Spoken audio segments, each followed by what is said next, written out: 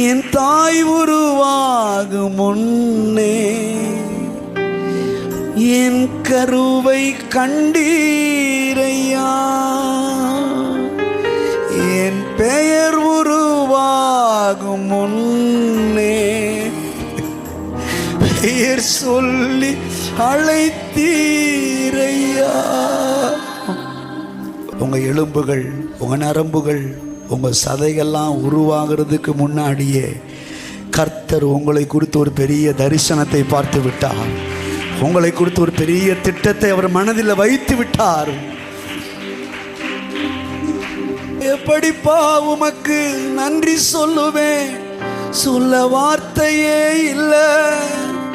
நீங்க போதும் என் வாழ்க்கை முழுவதும், வேறு நம்பிக்கை இல்லை.